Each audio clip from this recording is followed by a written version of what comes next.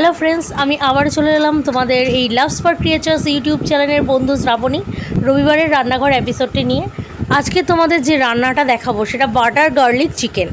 তো আশা করি রান্নাটা ভালো লাগবে। ভালো লাগলে লাইক কমেন্ট করো আর জানিও যে আরও কী ধরনের রান্না তোমরা দেখতে চাইছো। আমি নতুনত্ব রান্না আনার চেষ্টা করব। তো চলো, আর আজকে বেশি না কথা বলে আজকের রান্নাটা শুরু করা যাক।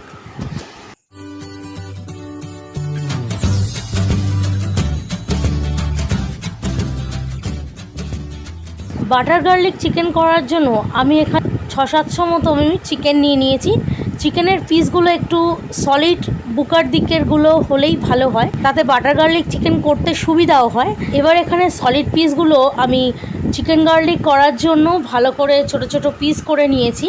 আর এদিকে আমি 15 থেকে 16টা রসুন ভালো করে কুচিয়ে নিয়েছি, একদম ছোট ছোট করে কুচিয়ে নিয়েছি। এরপর আমি চিকেনটা ম্যারিনেট করে নেব।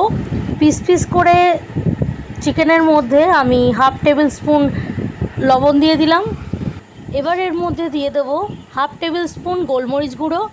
এবার এর মধ্যে দিয়ে দেবো 1 টেবিল স্পুন ভিনিগার।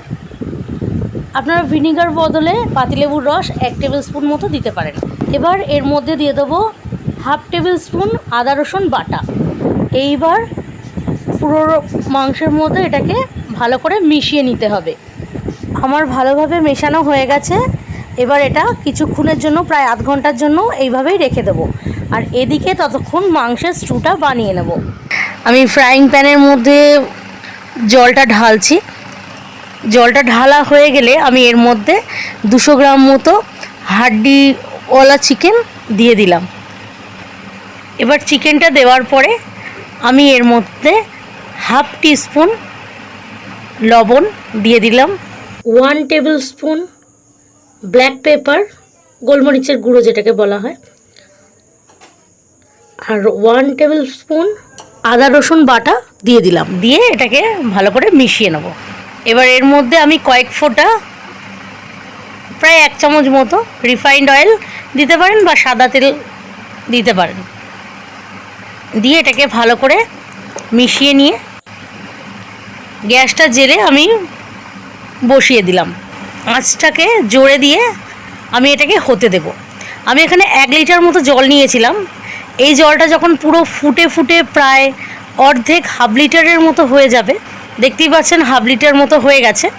এবার আমাদের চিকেন স্টুটা প্রায় রেডি।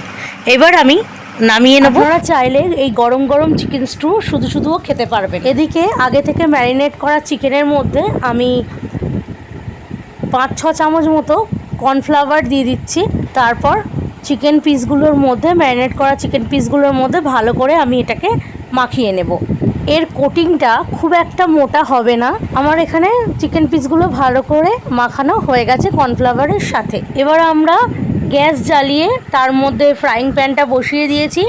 তার মধ্যে কিছুটা পরিমাণে সর্ষের তেল দিয়ে দিচ্ছি। এর ক্ষেত্রে বেশি তেল লাগবে না, আর খুব হালকাভাবে ভাজা হবে। অতিরিক্ত কড়া ভাজা হলে খেতে ভালো লাগবে না। আমরা এবার একটা চামচের সাহায্যে তেলটা চারিদিকে ছড়িয়ে দিচ্ছি। আপনারা চাইলে এই পোর্শনটা বাটার দিয়েও ভাজতে পারেন মাংসের পিসগুলো, তাতেও খুব ভালো স্বাদ আসবে। এর মধ্যে এবার আমি চিকেনগুলো, তেলটা গরম হয়ে যেতে চিকেনগুলো হালকা আঁচে সব দিয়ে ভেজে নেব। এক পিঠটা ভালো করে ভাজা হয়ে গেলে অপর পিঠগুলো উল্টে দেব। এইভাবে ভালো করে উল্টে পাল্টে গোল্ডেন ব্রাউন করে ভেজে নেব।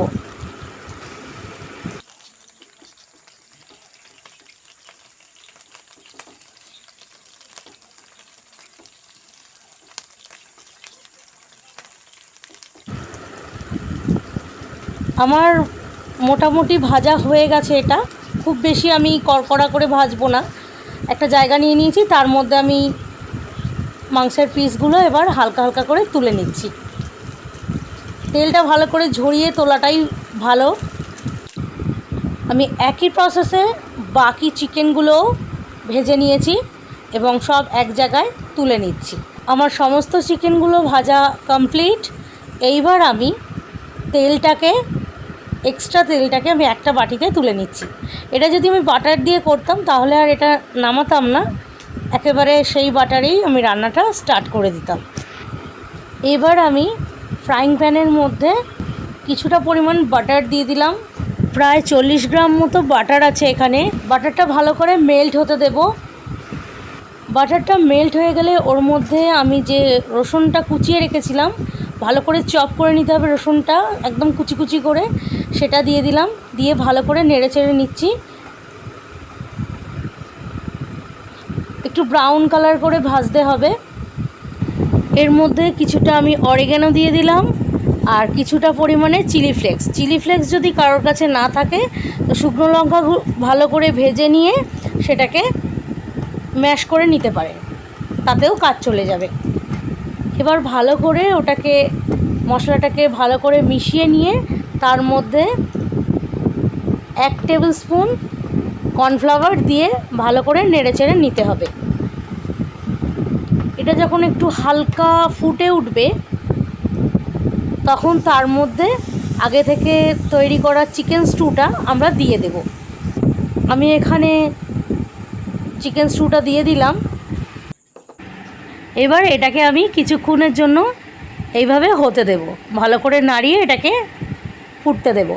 এটা হালকা ফুটে উঠলে আমি এর মধ্যে চিকেন আগে থেকে যেটা আমি ভেজে রেখেছিলাম সেগুলো দিয়ে দেব। দিয়ে ভালো করে আরেকবার নাড়িয়ে নেব। এইবার কিছুক্ষণের জন্য এইভাবেই ওটাকে ফুটতে দিতে হবে। ফোটা হয়ে গেলে তখন তার মধ্যে 1 টেবিল স্পুন গোলমরিচের গুঁড়ো আমি দিয়ে দিলাম। গোলমরিচের গুঁড়োটা দেওয়ার পরে ওটাকে ভালো করে ওর সাথে মিশিয়ে দিচ্ছি। এরপর কিছুক্ষণ ওটাকে ফুটতে দেব। ফোটা হয়ে এলে ওর মধ্যে আমি 1 চামচ পাতিলেবুর রস দিয়ে দিলাম। পাতিলেবুর রস যদি না থাকে কারোর ঘরে তাহলে সেই অর্থে ভিনিগার 1 চামচ দেওয়া যেতে পারে। বাটার গার্লিক চিকেনটা ফুটে উঠলে আমাদের তৈরি বাটার গার্লিক চিকেন রেসিপি। এবার আমরা এটাকে নামিয়ে নিয়ে গরম গরম পরিবেশন করব।